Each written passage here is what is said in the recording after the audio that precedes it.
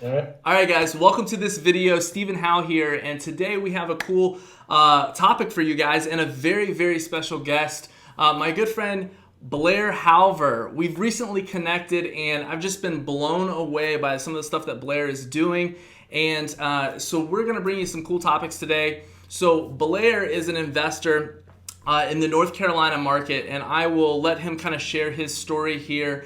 And what's really cool and what you guys might like about this is if you've ever come across in your investing business the opportunity where there's sellers that just want way too much. Obviously, it's something we deal with every day in our business where there's sellers wanting way too much. And Blair's doing some awesome things. So Blair, how are you doing, man? Good. Thanks for having me on, Steve. Absolutely. Well, you've kind of coined this term transactional engineering and how you can increase conversion rates with sellers, how you can help sellers that in a traditional wholesaling business or we buy houses business, we wouldn't typically be able to help these type of sellers. And you are killing it in that regards. So if you don't mind just kind of sharing with everyone where you're at and all that stuff. Yeah, sure. I mean, I've been in the real estate world for about 10 or 11 years now. I started out doing some wholesaling, did a few wholesale deals way back when I started. And then after doing a few deals that way, I realized that the part that I enjoyed most about the business was actually like the marketing and the lead generation part. Everything else, I could take it or leave it, right? So I launched a company called DealBot, which is a motivated seller marketing company, done for you lead gen service for real estate investors. And I've been doing that since 2009. Just a few years ago, though, I started looking at all the leads that I've been generating for all my clients. And, they might be paying me $3,000, $4,000, $5,000 a month to generate these leads, but they're turning around and going to make $100,000 a month off the leads I was sending them. So I was like, man, I need to start getting back into doing my own deals again. So, but me, I'm like the non-conformist. So I don't ever like just doing what everybody else is doing. And so I actually started getting into more what we call terms deals. Mm-hmm. And one of my mentors, his name is Ron LeGrand. He talks about ugly houses and pretty houses. And it's basically two sides of the business. Ugly houses is where, all the fix and flip guys, all the wholesalers, that's where they focus. Mm-hmm. And they're looking for distressed properties where they can get a big discount. And then they can, wholesalers obviously either flip it out to an investor or the fix and flip guys are going to put money into it and sell it out to a retail buyer, right? Well, on the other side of the business is what we call pretty house deals or terms deals, where we can pay as much as full market value for a house as long as the seller's willing to finance it for us with little or nothing down, easy terms, long payoff time.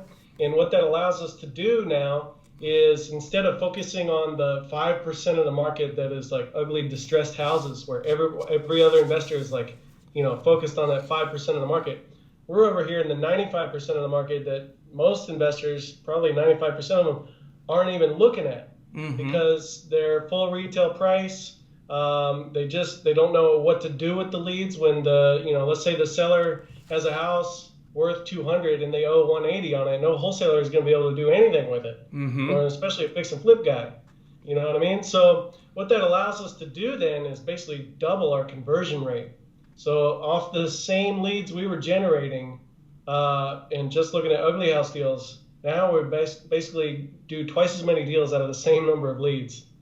So it helped us increase our conversion rate when we can solve more problems for more sellers. Does that make sense? That makes perfect sense, Blair. And that's the thing that was just blew my mind. Like, people spend so much money, and myself included, on marketing, and you're generating these leads, you're talking with sellers, and a seller may have a very painful situation, a problem going on, but then you come to that point where they have a $200,000 house and they owe 180, and it's like, what do you do? And so I think that's awesome how you can kind of fish in that pond where most investors are not even going to be able to help that type of a seller, and you found a way to really make it a win-win situation for both parties. So I think that's incredible. Yeah, no, that's exactly right. And the cool part is that not only are we helping these sellers out of some of the worst situations in their life, mm-hmm. but we're also, when we sell it on, so if we can get seller financing when we buy it, that means we can offer seller financing when we sell it. And so we're able to sell to owner-occupant buyers who may or may not be able to get a loan from a traditional mortgage bank right now, but they need a house and they got money for a down payment. We'll help them out, put them in the home of their dreams, and give them time to qualify while they're living in the house. So it's like we help the sellers, we help the buyers, and then we get paid for what we know in the middle. Absolutely. So walk us through, if you don't mind, Blair, like a typical terms, transaction and what that would look like, and how an investor like yourself or somebody like myself or someone watching this video, what it would look like from a profit potential and just like a typical deal that you would do. Yeah. So the bread and butter format of a deal is to buy it either with full owner financing. In other words, the seller owns it free and clear, and he's just going to finance it to us. He's going to take a monthly payment from us until we pay him off in full. Or they may have a loan in place, like the example we talked about earlier. They owe $180 on a $200,000 house. We'll just go in and take over that loan and just start making payments on the existing loan. And it gets kind of confusing to some people who are not familiar with that. So we'll just leave it at that for now. There's a lot of logistics to it. It has to be done right, to make sure everything's legal and we're not pulling the wool over anybody's eyes. Everybody is fully disclosed on how this all works, right? So bread and butter deal format is we take over the debt. We just start making payments. If the seller is owed any equity, let's say the seller was asking that $200,000, he was firm on that $200,000 price, and he owes $180 on it. We'll take over the existing $180,000 mortgage and give him a carryback for that $20,000 spread, that equity he has. So he doesn't get that until we cash out. Okay, and so it's like a second lien on the property with no payments, no interest, no balloon. Okay. So it just sits there on the property. Now what we do then is turn around and sell the house off to one of our buyers, almost always on a lease option, or it could be a wraparound mortgage or some other instrument of seller financing. And we'll get a big down payment from our buyer, say, on a $200,000 house, we'll shoot for about 10%. So we might get $15,000, $20,000, $25,000 down payment from our buyer. And maybe they're paying us $1,200 a month, and our outgoing payment on the underlying mortgage might be $900 a month or something. Gotcha. I'm just making up the numbers here. So now we get $20,000 from our buyer on the front end, which is probably more than your typical wholesale deal. And we still own the house. We get $300 a month cash flow. The tenant makes all the repairs to the property. And if and when they ever cash us out down the road, depending on the price we sold it at, to them, we may have some back-end equity as well. So as a real-life example, we just did this on a house, actually a strictly owner finance deal last month. And I'm a big fan of, what my mentor Ron would say, the more dollars you waller in, the more stick to you, right? So instead of a $200,000 house, we like to focus on the higher-end houses. So last month we did... we bought a house that's probably worth $430 ARV, like just traditional retail sale. Like if we put it out with a realtor, it'd be about $430. Okay. We bought it for $413. The seller owned it free and clear. They had already moved about 3 hours away. They weren't desperate for cash. A lot of times, investors are always looking for like the most desperate, motivated seller. He was not the most desperate, motivated seller, but he was flexible and he was just tired of dealing with the house. He'd have to drive down every week from the mountains where he was living now and check on the house. He's just sick of it. Right. So we worked a deal with him where we'll buy it for $413, which is what he wanted. And we gave him $5,000 down. And then he financed the rest of it to us for $1,200 a month, 0% interest. And we'll pay taxes and insurance on top of that. So basically about $1,500 a month. Okay. Right? $5,000, $1,500 a month, and he gave us a 3-year balloon, which means we have 3 years to pay him off in full. So at the end of that 3 years, we got to either refinance or whatever. So our exit then is to sell it to a rent-to-own buyer, a lease option buyer. We found somebody who we sold it at $450,000. So remember, ARV is $430, but we can mark it up and charge a premium because we are offering seller financing to our buyer. Gotcha. So you can always charge a premium for a property or any goods or services that way. So we sold it for $450 on a lease option. We got 10% down, in other words, $45,000 from our tenant buyer. We gave $5,000 out to the seller, of course. And our tenant buyer, we probably could have gotten more on the monthly, but we were happy with $2,000 a month. So we'll make about $500 a month, and we still own the property, and we get all the benefits of of ownership, including depreciation, tax write-offs, everything else. So, and then if our tenant buyer doesn't cash us out within the first 12 months, we get long-term capital gains too. So it's like the best of both worlds of cash flow and wholesaling and flipping. I mean, I know fix and flip guys, they'll work 3, 4, 5 months on a project and make $25,000. Whereas we didn't touch this house, made 40 grand on the front end plus $500 a month. I mean, it's a no-brainer. Yeah.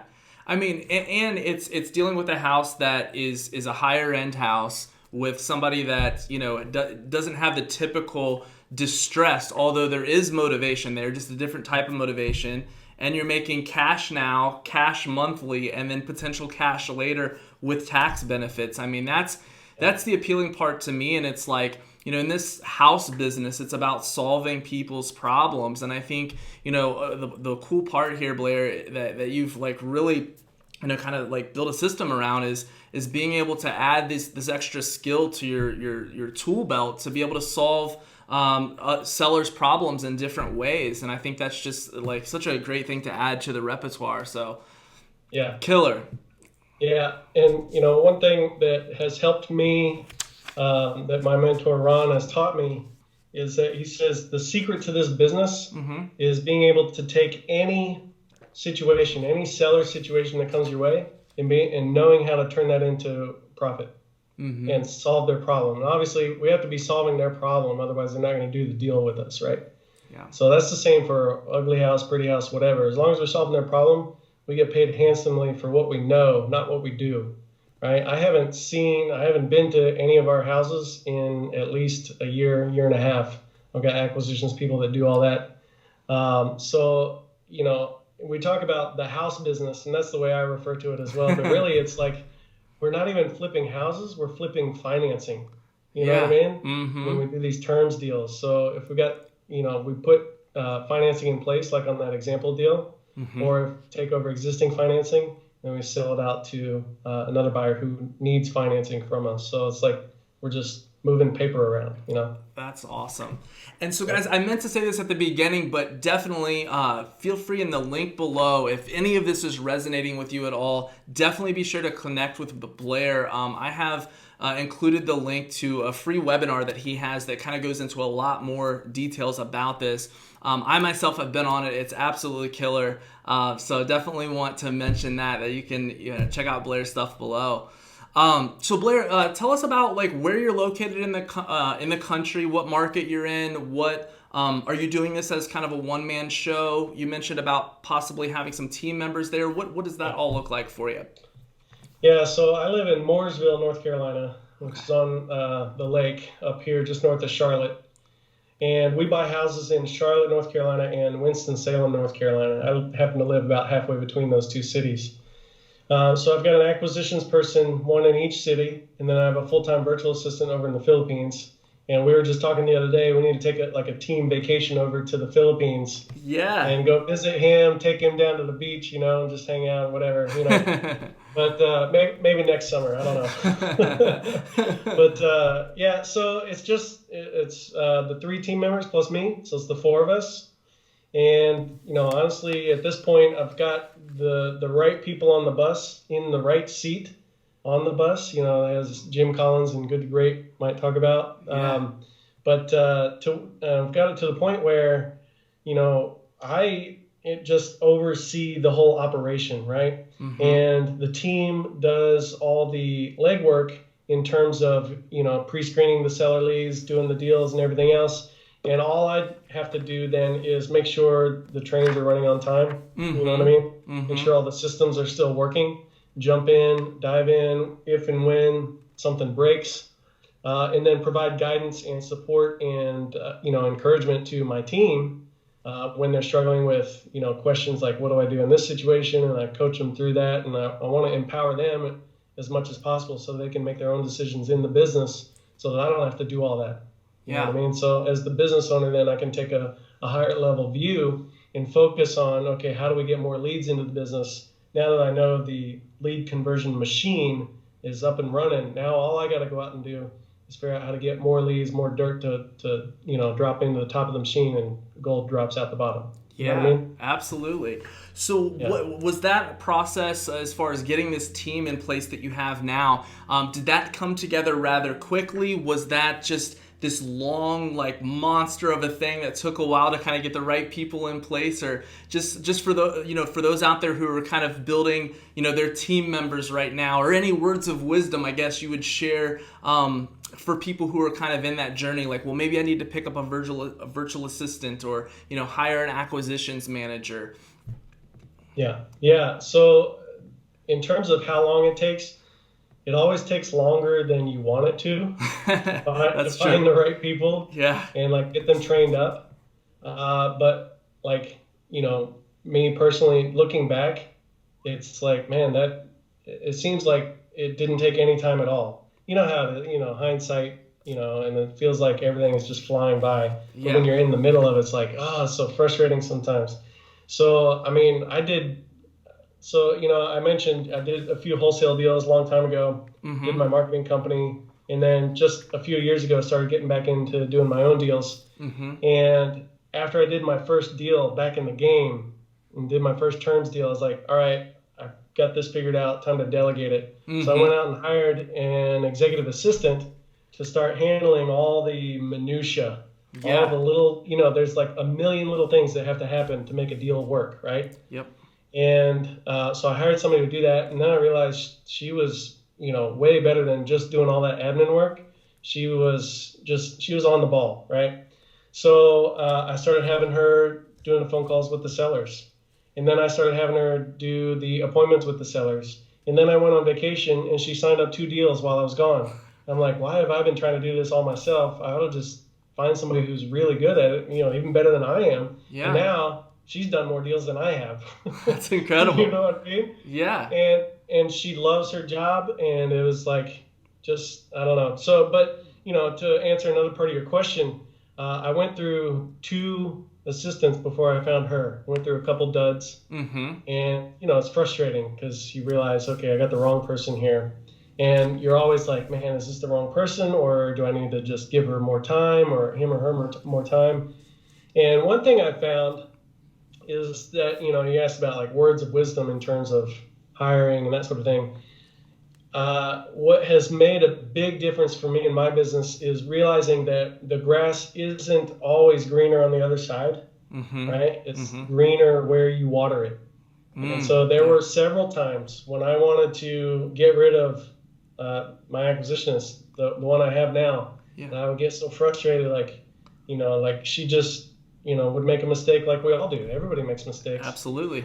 But I fought the urge. I fought that initial gut reaction of, okay, get her out of here, find somebody new. I fought that, and instead decided to just double down with her and invest more in training her. And, we all make mistakes. That's how we learn. And so every mistake she would make, she's getting better and better and better. And so the longer I stuck with her, the better she became for the business in terms of producing deals and producing results. And the more fulfilled she became, and the more, happy she was in her job, and the more happy I was, with the results she was producing, So, but it's a process, it's not an overnight thing. It's not like you're just going to hire somebody and show them a few videos and do a call with them, and then, they start doing deals for you. It's not like that, Absolutely. Well, speaking of that, what are maybe 1 or 2 challenges, either when you first started getting your real estate business off the ground, or even now within the last few months or last year, 1 or 2 big challenges that kind of have stuck out in your mind that you would care to share, and just, how you were able to kind of work through those? Yeah, I think it's probably a very similar experience for any entrepreneur starting a business. It's scary in the beginning when you don't have any other source of income, and this is it, and like everything's on the line. Yeah. It's stressful and scary when you're just starting out. And I mean, it took me months before the business just clicked for me. But once it clicks, man, it's like, it was like, I still remember the day, and it was the day I signed up my first terms deal. I left the seller appointment. I was like, holy cow, I get it. And you know what I mean? And Oh like, yeah. it was like, I see everything I now. can You see know what that. I Yeah. mean? So, man, I forgot where I was going with that. But once you get to that point where it like clicks, then it starts getting easier and easier to do the deals. It's like they say the first million is the hardest. Mm-hmm. Well, the first deal is usually the hardest, but after that first deal, the next one's easier and easier and easier, and so on and so forth. Awesome, awesome. Well, I see your bookshelf behind you there. What has there been a book or two in the last year that you've read that's like really made an impact either on your personal life or your business life, Blair? Yeah, the first two that come to mind, there was the most recent one is a book called Profit First, and it really helped me get my business finances in order. And it created a way for me to just look at like one sheet, or I just look at my bank balances now, because I've got it all broken out into the different categories, which you'll learn about if you read that book. Yeah. And I can know where my business is at any point just by glancing at that thing. So I don't have to go through QuickBooks and update all that and look at the P&L and the cash flows. We don't have to worry about any of that. I just look, and that has actually provided a lot of or decreased a lot of my stress. Yeah. And because if you don't know where you are in terms of your cash position or your finances or your profit and loss, your cash flow, if you don't know where you are, it's kind of like you're just like groping around in a dark room, like, oh crap, something's going to jump out and get me. Mm-hmm. But if you've got that under control, you sleep better at night, and you know that you can spend X to get a deal, and so on and so forth. So that was an important book. The other book that I'm just thinking about now is a book called Never Split the Difference. It's a book about negotiating. It was written by this hostage negotiator, and I wish I could remember his name. But the big takeaway from the book for me was that negotiating and negotiation is the art of letting the other person have your way. I like it. Yes. Yeah. So definitely check out that book. It was a really good read, and I mean, it changed the way I look at how we talk to sellers. Mm-hmm. And now we've gotten to the point where we don't make offers to sellers. We let the seller make an offer to us, and we tell them whether we can take it or not. And so it changes the whole dynamic when we're not like trying to convince anybody to do anything. Oh yeah, absolutely. We tell them what we can do, and we ask them questions like, all right, what's your asking price? Is that the best you can do? Are you saying if I don't pay you that, you're not going to sell the property to me? So whatever numbers we come up with, it's got to be their idea. Otherwise, if I just start throwing out some lowball offer, it's going to piss them off. And you'll get some deals that way, but man, it's much more fun and efficient when you let them make an offer to you and you tell them, I can do it, or no, I can't do it. Yeah. One thing that I've heard, and I've heard this from multiple, different mentors out there and stuff, it's kind of like when you go to the doctor's office, like they're like diagnosing you, they're not trying to convince you how amazing of a doctor they are. They're just asking you like, what's the problem? And they're asking different scenarios about your symptoms.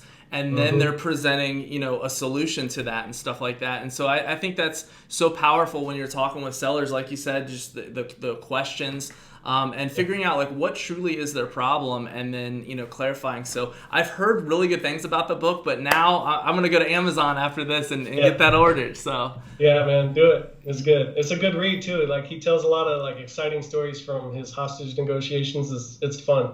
Awesome. Well, so Blair, if another question for you is if there was someone watching this video who is a new to intermediate investor, they're out there, they're mixing it up, they're trying to make some things happen, they're taking action. Maybe they've got a deal or two done, maybe they haven't got their first deal done, but they can feel they're getting close. And like you said, feeling that pressure of the finances and family life, or if they have a job, what would you say to someone in that position about this business, about being an entrepreneur and just kind of persevering through that? Yeah, the biggest like word of advice I could give to any person who wants to do the house business like this is that you can have all the fancy tools, all the software, all the whatever, all the best leads coming in, but what the business boils down to is just simply having enough meaningful conversations with sellers as quickly as possible, and then everything else seems to work itself out. Because as long as you're talking to enough sellers and you get your scripting down, properly, and you're saying the right things to them in order to get deals converted, and everything else just kind of works itself out. Now, obviously, it's not like magic or anything. You still got to do the work. Right. But if you focus on that aspect of the business, that is, to me, is the crux of the business, is talking to sellers, what we call a closing call with a seller to hammer out the deal points, whether it's an all-cash deal or a terms deal, it doesn't matter. And then we go out, sign it up, and the whole process starts from there. Got it. Well, guys, I want to go ahead and wrap this up, Blair, but I am so glad that you were able to come out and we were able to, do this call and this interview here. So thank you so much for taking time and just sharing some wisdom about your business and things that you've gone through. Super, super valuable. So how can people connect with you, follow you, those that are watching this that want to learn more about doing terms deals, more about doing, creative financing and becoming a transactional engineer and working with those leads that, that typically in a house business, they're tossing to the side. Where can people connect with you, Blair? Yeah, I mean, if you just go to my website, it's blairhalver.com. It's BLAIRHALV like Victor, ER.com. And right now we got, as you mentioned before, a free webinar. You can go there. There's more example deals that we give you in that webinar and how to get the leads going and what to say to them, that sort of thing. Absolutely. Well, thank you so much for coming out. Really, really appreciate it, man. Yeah, no, my pleasure. Thanks for having me. Absolutely. All right, see you, Blair.